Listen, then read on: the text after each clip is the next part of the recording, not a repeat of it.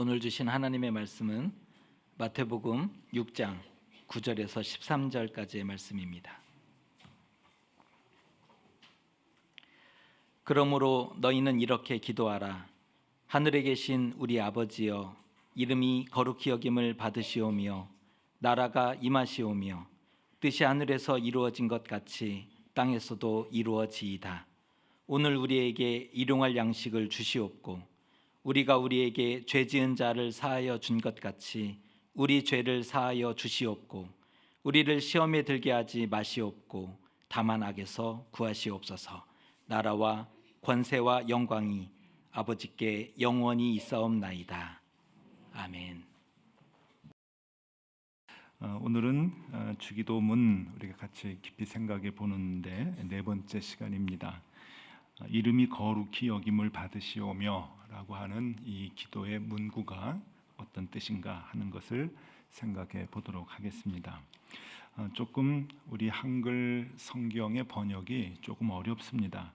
이름이 거룩히 여김을 받으시오며, 헬라어 원문을 보면은 그 원문을 직역을 해보면은 이렇게 이제 번역이 됩니다. 당신의 이름이 거룩해지소서. 그러니까 이것도 조금 이제 바꿔보면 하나님의 이름이 거룩하게 되십시오라고 하는 뜻입니다.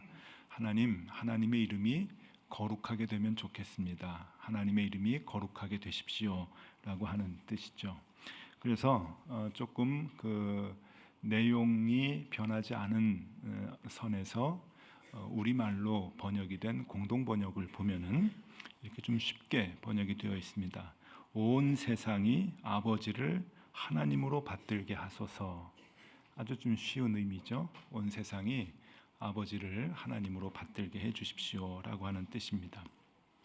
그래서 제가 그냥 성경 이렇게 본문하고 원문하고 이렇게 이제 뭐 영어 성경이나 이렇게 봐서 종합을 해보면은 이런 뜻으로 말씀드릴 수가 있겠습니다. 이 땅에서 하나님이 거룩하게 되십시오. 이 땅에서 하나님이 거룩해지면 좋겠습니다라고 하는 그러한 그 기도의 문구입니다. 오늘 이것을 이제 조금 그 문장 자체가 조금 이렇게 생각해 볼 것들이 좀 있는데 우리 네 가지 단계로 하나하나씩 좀 풀어 가려고 합니다. 첫 번째는 이름이라고 하는 것이 무엇인가? 그다음에 두 번째는 왜 거룩해져야 하는가? 또 세 번째는 그럼 거룩해진다고 하는 것은 과연 무슨 뜻인가? 그리고 마지막에 이 기도는 누구를 향한 기도인가? 누가 해야 하는 기도인가 하는 것입니다. 이렇게 단계별로 네 가지를 한 단계 한 단계 올라가면서 같이 생각을 해보도록 하겠습니다. 먼저 이름이라고 하는 것입니다. 이름. 히브리 사람들은 우리나라 사람도 마찬가지지만 이름을 소중하게 생각을 했습니다. 그리고 이름이 그 사람의 인격 자체를 의미하는 거였고 더 나아가서 그 사람의 존재뿐만이 아니라 그 사람의 일생을 이름이 대변을 합니다. 그래서 구약 성경 특별히 보면은 그 선지자 이름뿐만이 아니라 구약에 나오는 많은 사람들의 이름은 그 사람의 삶을 대표하는 한 단어라고 볼 수도 있죠. 히브리 사람들은 그렇듯 그 이름을 굉장히 소중하게 생각을 하고 그 사람의 인격 자체로 생각을 했는데 오늘 예수님께서 우리에게 기도를 가르쳐 주시는데 이름이 거룩히 여김을 받아라 하면서 이름에 대한 이야기를 합니다. 이것은 그 이름의 인격체 전체를 그 존재를 얘기하는 거기 때문에 하나님의 이름이라고 하면 하나님을 의미하는 것입니다. 왜 우리가 죄를 좀 지어서 감옥에 들어가면은 감옥에서는 이름을 안 부르지요. 이렇게 그 번호를 붙여서 이제 그 번호로 호칭을 하는데 그것은 인격체가 아니다라고 하는 그런 의미입니다. 그래서 사람을 번호로 이렇게 부르는 것은 인격을 배제하는 거겠죠. 이름 자체가 그 사람을 의미하고 그 사람의 존재를 의미하기 때문에 그렇습니다.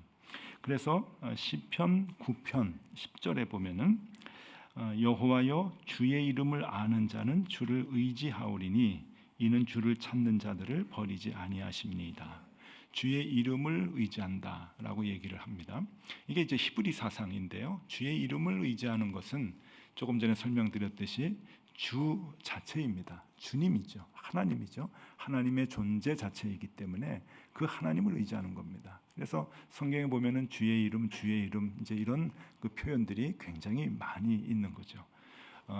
우리가 기도할 때 맨 끝에 예수 그리스도 이름으로 기도합니다라고 하는 것도 예수님에 의지해서 기도한다고 하는 거예요. 예수님의 인격 자체를 얘기하는 거죠. 이사야 30장에 보면은 아주 재미있는 표현이 나오는데 이사야 30장 27절에 보라 여호와의 이름이 원방에서부터 오되 이런 말씀이 나옵니다. 이게 독특한 표현인데 이게 전쟁을 할 때 여러분 그 싸움을 할 때 우리 군사가 적군에 의해서 막 이렇게 밀리고 수세에 몰리고 그러면은 지원군이 오는 것이 굉장히 이제 그 막 지원군 오는 것을 갈망하죠. 그래야 우리의 지원군이 나를 도와주려 이렇게 와야 이렇게 전쟁을 또 해볼 수 있고 용기를 얻을 수 있는 거 아닙니까?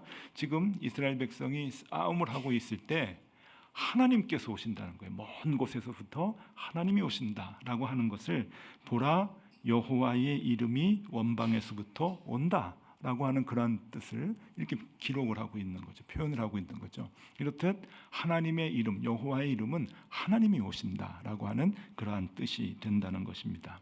그래서 우리가 잘 아는 말씀 요한복음 1장 12절에 영접하는 자 곧 그 이름을 믿는 자들에게는 하나님의 자녀가 되는 권세를 주셨으니 이게 신약 성경에 요한이 기록을 하고 있는 이 표현에도 히브리 사람들의 사상이 그대로 들어가는 거예요. 그 이름을 예수의 이름을 믿는 자들 그건 예수를 믿는 자라고 하는 거죠. 그러니까 이름은 그 인격 자체다라고 하는 겁니다. 그래서 예수님이 가르쳐 주시는 이 주기도문에 이름이 거룩히 여김을 받으시오며라고 하는 것은 하나님이 거룩히 여김을 받으십시오라고 하는 뜻입니다. 하나님의 이름이 특별히 그 이름만 소중하고 그런 것이 아니라 하나님이 소중합니다. 하나님이 거룩하게 되시면 좋겠습니다라고 하는 그러한 의미의 기도다라고 하는 겁니다. 그러면 두 번째로 생각해 볼 것이 왜 거룩해져야 하느냐? 왜 하나님이 거룩해져야 할까라고 하는 겁니다.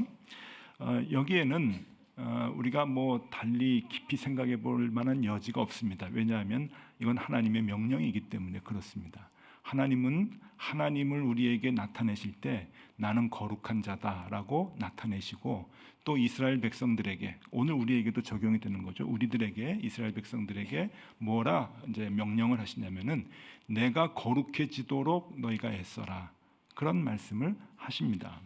그러니까 하나님은 거룩한 분이고 그 거룩한 분이라고 하는 것이 훼손되지 않게 해달라고 하나님의 자녀들에게 요구하시는 겁니다. 명령이죠. 그러니까 우리가 하나님이 거룩하게 되실 수 있도록 애써야 된다고 하는 겁니다. 이사야서 43장 15절의 말씀은 하나님이 하나님을 소개하는 겁니다. 나는 여호와 너희의 거룩한 이요 이스라엘의 창조자요 너희의 왕이니라. 하나님 곳곳에서 이렇게 하나님 자신을 드러내시는데 이 이사야 선지자에게 얘기하시는 것이 나는 거룩한 자다. 나는 거룩한 이다. 너희의 왕인데 나는 거룩한 것이 나는 거룩한 존재다. 그렇게 이제 말씀을 하시면서 이사야 40장 25절에 하나님이 이렇게 부탁을 하십니다. 거룩하신 이가 이르시되 그런즉 너희가 나를 누구에게 비교하여 나를 그와 동등하게 하겠느냐. 나를 너희들이 믿는 다른 신과 동등하게 생각하지 말아라. 나를 인간 중에 좀 높은 왕과 같이 동등하게 생각하지 말아라. 나는 거룩한 존재이니까 나를 거룩한 존재로 좀 만들어다오라고 하는 그러한 하나님의 부탁입니다. 하나님은 거룩하신 분이고 그 거룩하신 분이 나를 거룩하게 그러니까 그 하나님의 거룩함이 훼손되지 아니하도록 우리에게 요청을 하시는 거죠. 왜 우리가 지난 그 10계명 제3계명에 그 하나님의 여호와의 이름을 망령되이 일컬으면 안 된다라고 하는 그 말씀을 우리가 공부를 하면서 하나님의 이름이 자꾸만 훼손되게 하는 것이 주범이 인간들 아닙니까? 우리들 아니에요. 하나님의 자녀라고 하는 우리들이 하나님의 이름을 자꾸만 훼손하게 만들죠. 그래서 하나님의 이름이 많이 훼손이 됐습니다. 어떤 장로님이 계시는데 이 장로님은 대법관을 지내신 분이세요. 이 대법관을 지내신 분, 이 장로님이 하시는 말씀입니다. 이 대법원에 이제 그 사건이 올라오게 되면은 대부분 대법원에서까지 올라와 가지고 이 재판을 하는 그런 사건들은 합의가 안 된답니다. 웬만해선. 생각해 보십시오. 상식적으로 합의를 하려면은 지방법원이나 고등법원에서 이미 다 했지 어떻게 뭐 대법원까지 가도록 하해를 못 하겠습니까? 대법원까지 가는 것은 끝장을 보자 하는 그런 마음으로 올라가는 거거든요. 근데 간혹 교회의 분쟁이 대법원까지 올라오는 때가 있답니다. 그러니까 그럴 때마다 이 장로님이 이제 마음이 아픈 거예요, 대법관으로. 근데 대법관은 이제 혼자 심의하는 게 아니지 않습니까? 이제 동료 얘기를 하는 거예요. 어떤 교회 사건이 올라와 가지고 이 양쪽에서 서로, 주로 이제 교회 대표자라고 오시는 분들이 목사님하고 장로님이시겠죠. 그래가지고 서로 이제 패가 나뉘어 가지고 이제 싸우는데 이제 그거를 이제 그 심리를 하는 거예요. 친구 대법관이 이제 심리를 하는데 이렇게 얘기를 하더랍니다. 그 얘기를 이제 하시는 거예요. 대법원까지 올라온 사건은 대부분 화해가 어렵습니다. 합의가 어려우니까 여기서 마음껏 싸우시라고. 이 법정에서 그냥 원 없이 마음껏 싸우셔라. 단 2가지만 지켜주면 좋겠다. 성경 말씀 인용하지 말고 하나님의 뜻, 하나님의 이름 얘기하지 않으셨으면 좋겠다. 그러니까 교회들마다 분쟁할 때 서로 이게 하나님의 뜻이라고 그러고서 이제 서로 이제 얘기를 이제 했다 그래요. 그러니까 얼마나 그 이제 마음이 아픕니까? 그러니까 거기까지 이제 괜찮은데 이 대법관이 그 분쟁 때문에 온 그 두 이제 쪽 사람들한테 그 부탁을 이제 2가지를 한 다음에 마지막으로 이런 얘기를 했답니다. 저는 불교 신자입니다. 그러면서 하나님의 이름으로 싸우는 것이 너무 민망합니다. 그래가지고 얼굴이 화끈화끈했다고 옆에 앉아가지고 그 장로님이 이제 그러셔요. 여러분, 하나님의 이름을 누가 훼손시킵니까? 하나님을 믿는다고 하는 사람들이 훼손시키죠. 우리들이 훼손을 시키는 겁니다. 하나님하고 관계없는 사람들이 하나님을 이름을 훼손시키지 않습니다. 그들이 하나님에 대해서 욕을 하면 그건 욕하는 거로 끝나는 거지. 하나님을 믿는 우리들이 행동이 잘못되고 말이 잘못될 때 그것이 하나님의 거룩함을 훼손시키는 거예요. 그래서 하나님은 우리에게 부탁을 하시는 거죠. 나의 거룩함을 제발 훼손시키지 말아달라. 하나님이 우리에게 부탁하셔요. 왜? 하나님은 거룩한 분이기 때문에 그런 것이죠. 그래서 우리가 그 거룩함을, 우리가 그 하나님의 거룩함을 훼손시키지 않도록 노력을 해야 합니다. 3번째, 그러면 거룩해진다, 거룩하게 해드린다라고 하는 것이 무엇인가 하는 겁니다. 하나님이 우리에게 그렇게 요구하시는 내가 좀 거룩하게 좀 해달라, 내 이름 훼손시키지 말아달라, 그렇게 부탁하는 게 뭘 요구하시는 것인가 하는 겁니다. 여기서 거룩하다라고 하는 그 단어를 우리가 좀 생각해 볼 필요가 있습니다. 구약은 우리가 잘 알듯이 히브리 말로 써 있고요. 신약은 헬라 말로 써 있죠. 그러니까 그리스어로 써 있습니다. 이 주기도문은 그리스어로 써 있는데 주기도문에서 여기에서 거룩하게 주님의 이름이 거룩히 여김을 받으시오며라고 할 때 이 거룩이라고 하는 단어를 하기오스라고 하는 단어로 씁니다. 이 발음은 뭐 암기하실 필요는 없는데 이 뜻이 다르다, 구별되다라고 하는 뜻입니다. 그러니까 주님의 이름이 다르게 되기를 원합니다. 그런 기도겠죠. 그걸 이제 한국말로 번역을 할 때 거룩하다라고 하는 이제 말로 번역을 이제 한 건데 구약에도 마찬가지입니다. 히브리 사람들이 쓰는 히브리어로 보면은 이 거룩하다는 말을 카도시라고 하는데 많이 들을 겁니다. 이 카도시라고 하는 단어도 구별된다, 다르다라고 하는 그런 뜻이죠. 그러니까 히브리 사상에서는 거룩하다는 말이 똑같은 거예요. 뭔가 다르다, 그리고 보통 것과 구별된다라고 하는 것입니다. 그러니까 다르기 때문에 거룩하다라고 하는 것이죠. 그러면 하나님은 우리에게 하나님이 난 달라, 그러니까 날 다르게 좀 이렇게 놔둬라, 이제 그런 걸 요구하시는 거예요. 그걸 이제 눈치채셔야 되는 거죠. 하나님이 내 이름이 좀 훼손되지 않도록 너희 좀 도와다오라고 하는 것은 나를 좀 다른 거하고 좀 똑같이 취급하지 않았으면 좋겠다, 나를 좀 구별되게 취급했으면 좋겠다라고 하는 그러한 부탁이라고 하는 겁니다. 그러면 하나님은 우리에게 나는 다르니까 동일하게 다른 것과 동일하게 취급하지 말아달라라고 할 때 그 다른 것은 무엇일까요? 동일하게 취급하지 말아달라고 할 때 그 동일한 다른 것들은 무엇일까요? 그것은 그 당시에 사람들이 믿고 있었던 신들, 우상들입니다.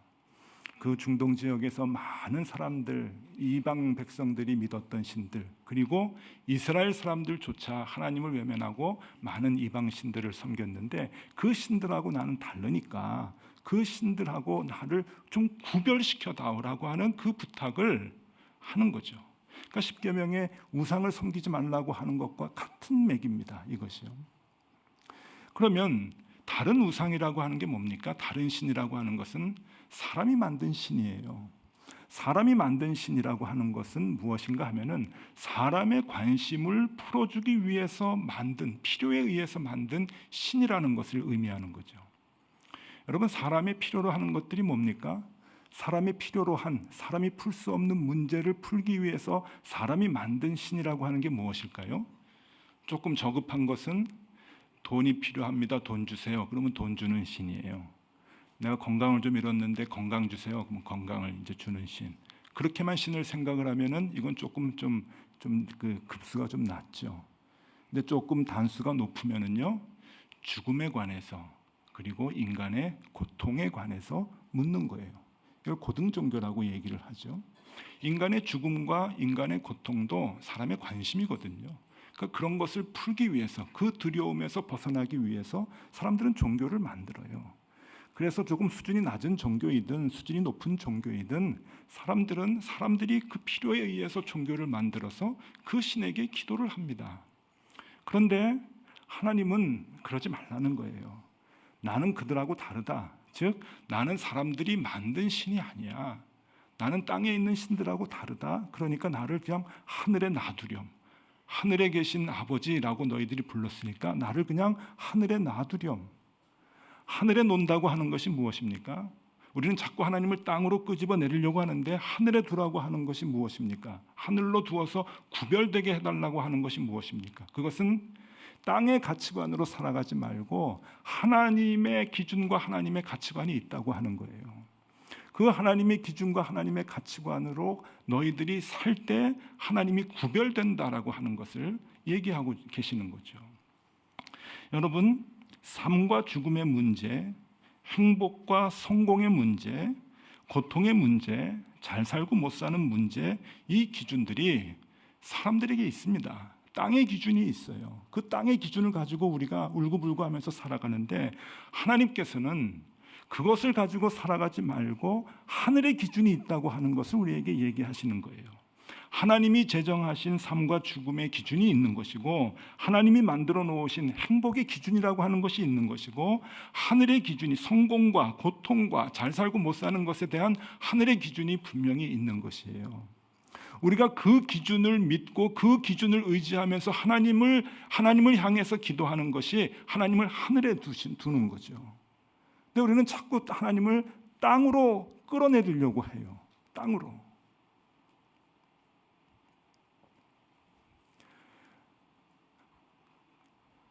그리스에 유명한 철학자가 있죠. 디오게네스라고 하는 철학자가 있는데 청빈하게 사셨던 것 같아요.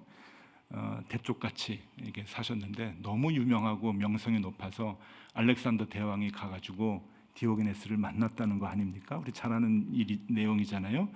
너한테 내가 뭐 소원을 하나 들어줄 테니까 다 얘기해라. 저 필요한 거 없습니다. 햇빛이나 가리지 마시오. 그리고 비키라고 그런 얘기가 유명하죠. 그 디오게네스라고 하는 철학자입니다. 근데 이 디오게네스가 살아있을 그 당시에 디오게네스하고 쌍벽을 이뤘던 철학자가 한 사람이 있습니다. 이 사람은 아리스티포스라고 하는 철학자인데 아주 유명한 철학자예요. 아리스티포스. 근데 이 사람은 왕궁에 거했어요. 그러니까 삶은 디오게네스하고 영 반대인 거예요. 왕에게 조언을 하고 그리고 왕의 이제 그 신하가 되어서 왕에게 도움을 주는 지혜를 주는 그러한 이제 철학자로 이제 살았던 거예요. 이 아리스티포스가 하루는 길을 가다가 디오게네스를 만났는데 이 디오게네스가 남루한 곳에서 콩깍지를 먹으면서 저녁을 먹고 있는 거예요. 그 마음이 너무 안 됐어요. 그래가지고 이 아리스티포스가 디오게네스한테 이렇게 얘기를 합니다. 아이고, 왕에게 조금 잘 보이고 아첨을 하면은 저렇게 콩깍지 안 먹어도 될 텐데, 왕에게 좀 아첨도 하고 좀 잘 보이는 그 법을 좀 알면 좋을 텐데. 그리고 이제 걱정을 하니까 디오게네스가 이 아리스티포스에게 이렇게 얘기했답니다. 아이고, 저런 콩깍지 먹는 법을 좀 알면 왕에게 아첨하지 않고 살 텐데 콩깍지 먹는 법을 모르는구만. 여러분, 생각만 조금만 깊은 철학자도 삶의 기준이 다를 수 있습니다. 하물며 하늘의 기준일까? 그렇죠? 근데 자꾸 우리는 하늘의 기준을 버리고 땅의 기준으로 하나님을 봐요. 답답해요. 교회가 많이 잘못했죠. 그리고 그 중심에는 목사들이 있습니다. 신앙을 잘못 가르쳐서 그런 거예요. 저는 어느 목사님의 설교를 듣는데 참 큰 교회 목사님이세요. 조금 죄송스럽기는 한데 그 목사님이 설교를 하시면서 자랑스럽게 얘기하더라고요. 자기 딸이 있는데 딸이 평생 정직하게 11조를 잘했대요. 자기가 굶어도 11조를 잘했대요. 그래서 자기 딸이 큰 재벌집에 며느리로 들어갔다고, 신앙생활 잘해가지고 성공했다고. 그 하나님은 땅의 하나님입니다. 어떤 목사님은 이렇게 얘기하시는 거 직접 들었습니다. 목회자에게 반대하면 병든다, 죽을 병 든다. 땅의 신으로 만드는 거예요. 아주 천박한 땅의 신으로 우리 하나님을 만들어 놓는 거예요. 철학자도 그렇게 살지 않는데, 그러니까 사람들이 욕하잖아요. 기독교가 불교만도 못하다. 간디는 얘기하잖아요. 기독교인들이 힌두교의 사랑과 그 희생 정신을 못 쫓아간다고 얘기하잖아요. 반성해야 됩니다. 왜 하늘의 하나님을, 하늘의 기준으로 우리를 다스리는 그 하나님을 왜 땅에 한낱 그 하찮은 그 신과 같이 취급을 하느냐는 거예요. 그러려면 다른 데로 가시잖아요. 가셔도 되잖아요. 점집에 가고 무당집 가지. 왜 교회 와가지고 하나님 앞에 똑같은 기도를 드리느냐 이거예요. 하나님이 이게 너무 답답해가지고 하나님이 우리에게 얘기하시는 거예요. 제발 나를 거룩하게 만들어다오. 내 이름을 훼손시키지 말아달라. 좀 구별해달라. 나는 이 땅의 신하고 다르다. 여러분, 삶과 죽음의 문제 하나님은 다르게 보십니다. 여러분, 행복과 불행의 문제를 하나님은 땅의 개념과 다르게 보십니다. 여러분, 성공과 실패의 기준을 하나님은 다르게 갖고 계십니다. 하나님은 편안함과 고통을 다르게 보고 계십니다. 잘 사는 것과 못 사는 기준은 하나님에게 있어서 다릅니다. 땅의 기준과 다릅니다. 그런데 왜 그 땅의 기준을 가지고 자꾸 하나님께 간구합니까? 왜 하나님을 구별하지 아니하시고 이 땅의 그 하찮은 신들하고 똑같이 취급을 하시는가 이 말입니다. 한국 교회 죄가 그거 아니에요. 그거예요. 차원이 다른 하나님의 기준이 있음에도 불구하고 하늘에 계시는 하나님을 자꾸만 땅으로 끄집어 내리려고 하는 우리의 죄, 회개하고 용서를 빌어야 합니다.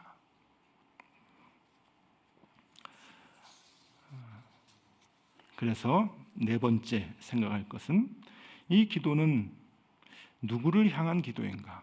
그래서 이 기도는 누구를 향한 기도인가?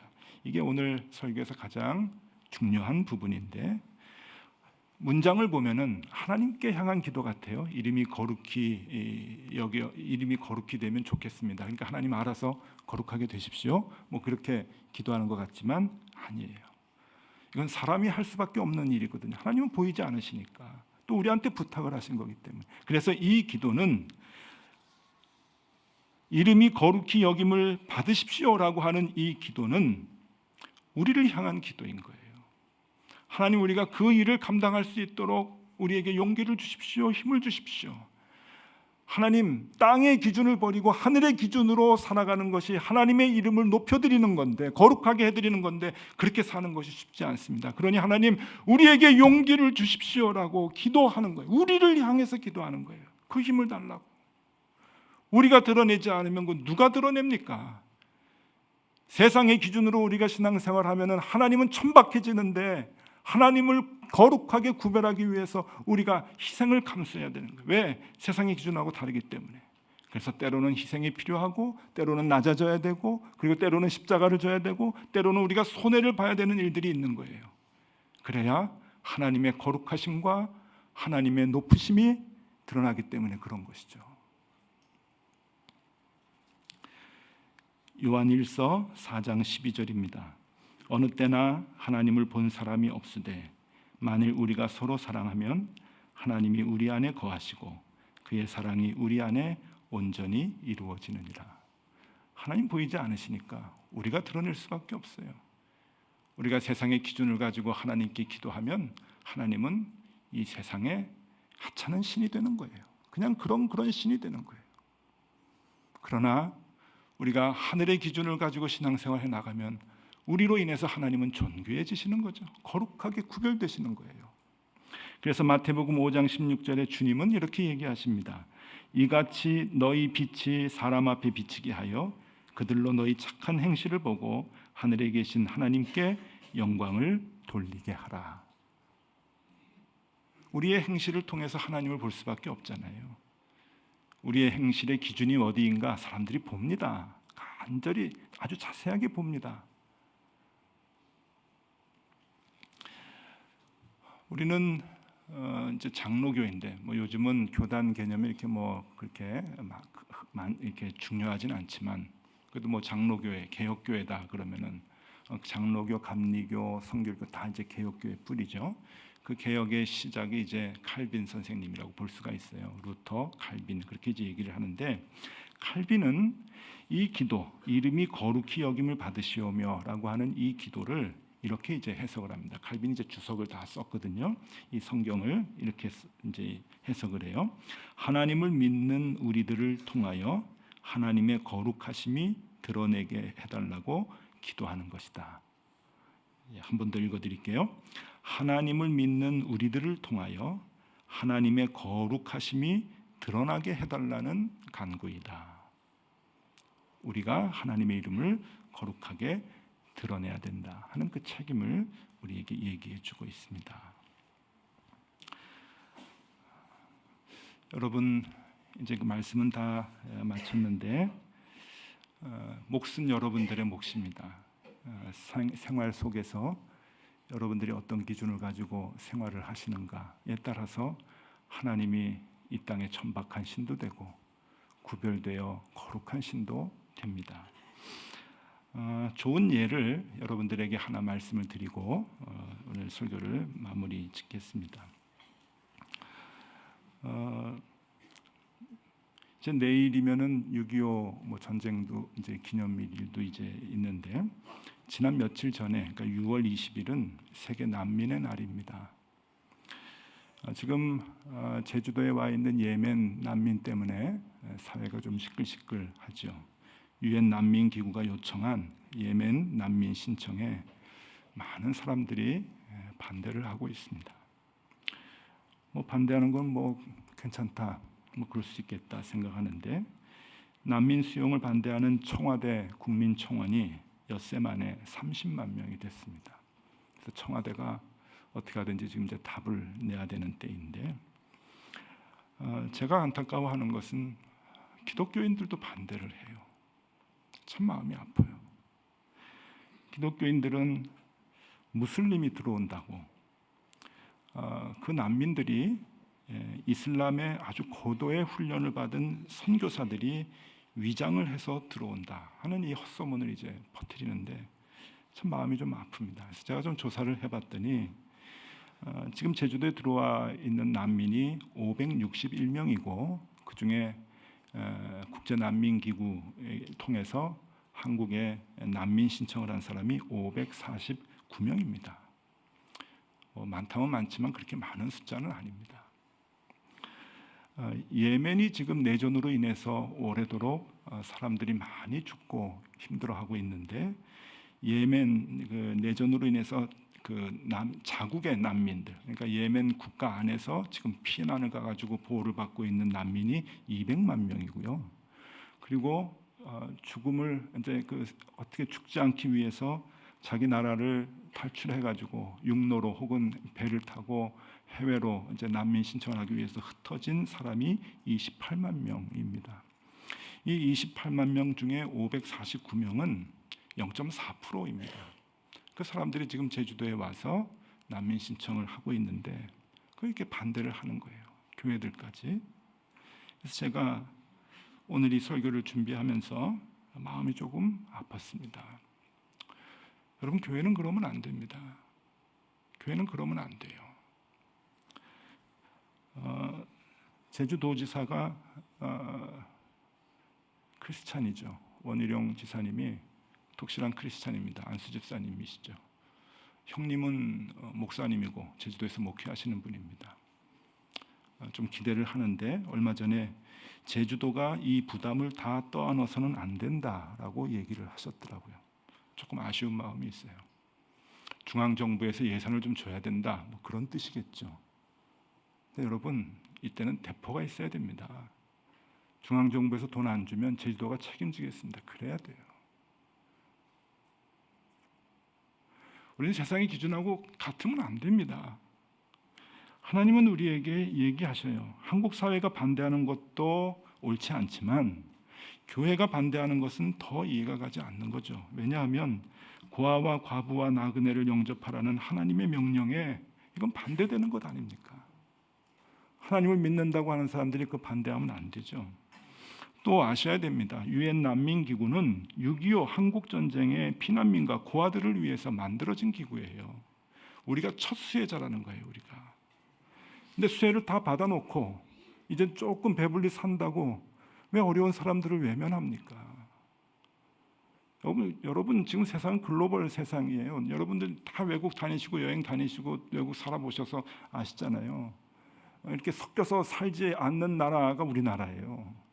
다른 데는 다 섞여 사는데 우리나라는 그렇게 국제화되지 않죠. 왜 우리가 자꾸 이렇게 차별하는지 모르겠어요. 그리고 교회가 더 문제가 되는 거는 여러분 무슬림 선교를 하기 위해서 얼마나 많은 예산을 투자하고 사람들을 보냅니까? 중동으로. 위험을 무릅쓰고 보내잖아요. 한국 교회가 참 많이 보내거든요. 그런데 왜 그래요? 무슬림 믿는 사람들 한 사람이라도 예수 믿게 하려고 그렇게 위험을 무릅쓰고 많은 돈을 투자해서 보내는데 왜 그 사람들이 500명씩이나 굴러 들어오는데 왜 그걸 수용을 못합니까? 그들은 가장 약하고 두려운 자인데 그들에게 복음을 전하면 얼마나 잘 들어갈 텐데 굴러 들어온 것도 왜 잡지 못하면서 무슬림이 들어온다고 그렇게 무서워 벌벌 떨면 그게 뭡니까? 그게.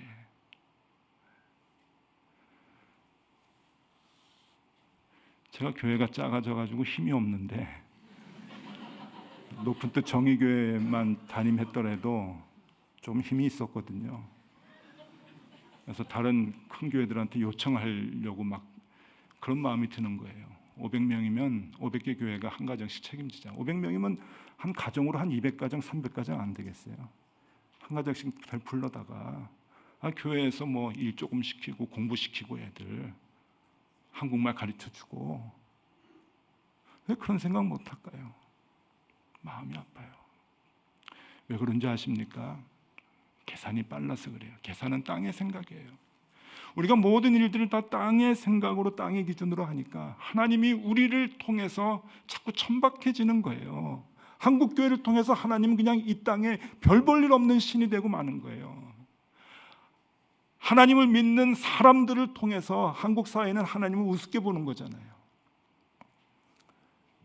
주의 이름이 거룩히 되기를 원하나이다. 우리가 감당해야 할 몫이라고 하는 것을 기억하셔야 됩니다. 그래서 여러분, 우리는 다르게 생각해야 돼요. 하나님의 마음을 가지고 하나님의 기준을 가지고 하늘의 생각을 가지고 살아가야 돼요. 그 마음을 가지고 우리 주변에 있는 사람들을 위해서 우리가 기도를 해야 합니다.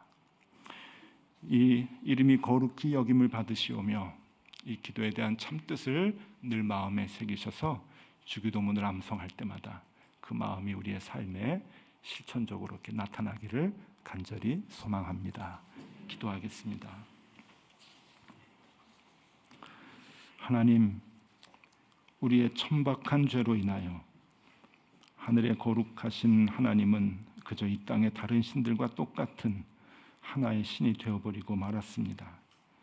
기도하는 자들에게 돈이나 던져주고 남보다 배부른 삶을 던져주는 그런 이 땅의 천박한 신이 되고 말았습니다. 하나님, 우리의 죄를 용서하여 주시고 하나님의 거룩함이 다시 드러나도록 우리가 구별된 삶, 이 땅과 다른 생각의 삶을 살게 하여 주시옵소서. 우리가 그렇게 우리 아버지 하나님을 드러내게 하여 주시옵소서. 예수 그리스도 이름으로 기도하옵나이다. 아멘.